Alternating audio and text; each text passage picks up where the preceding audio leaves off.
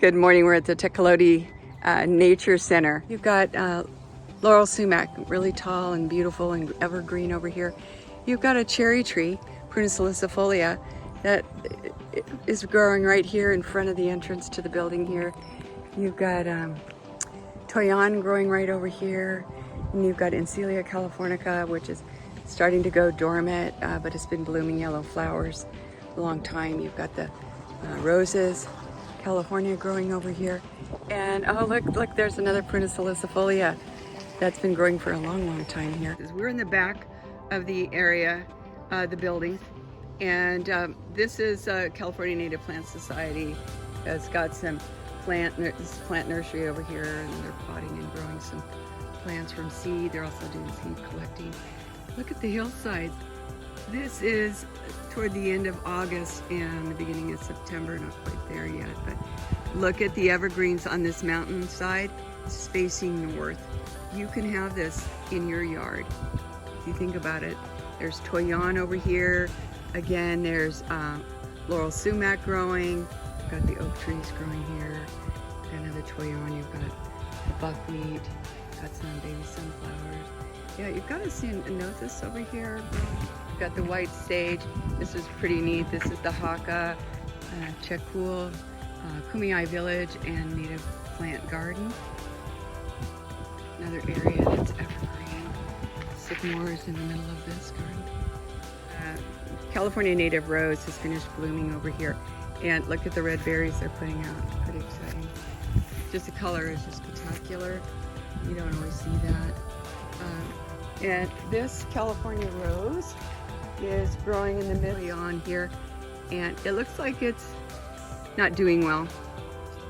And you've got the lemonade berry behind it. I can see the toyon does have some sprouts at the bottom of it where they're growing, coming out green. So we'll see how they prune. Over here on the other side is the cherry tree, the Prunus salicifolia, species lioni. And it makes a great shaded seating area. And we're kind of at the trailhead for the hikes and walking paths that you can take, and just really neat all through the canyons here in this part of San Diego. And look at the oak trees, and again the laurel sumac, toyon. You got artemisia growing, which is really easy to cut back. You know what, this is a really good example of the oak tree, California native oak. Underneath it, under its canopy, you can see what likes to grow well with it. And it's the native rose, which blooms in the summer, and it's really beautiful. That's about the height that it gets.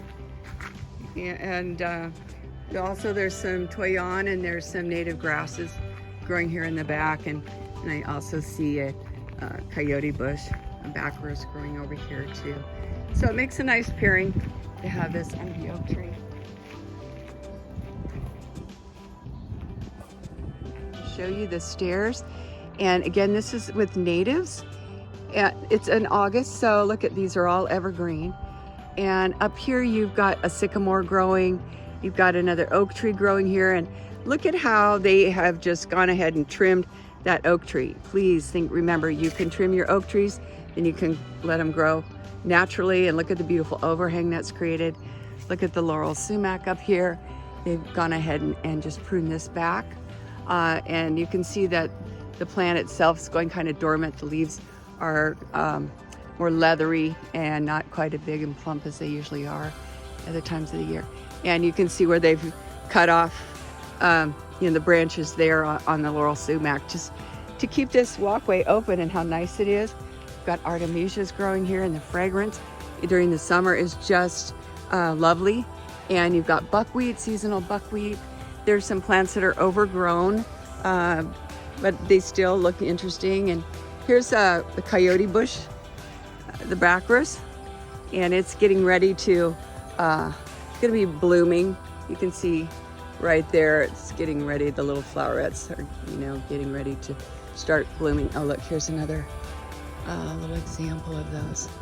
And they'll be blooming in October. And the buckwheat is still blooming here. We're in kind of a coastal area. And then you've got some of the San Diego sunflowers that have stopped blooming here.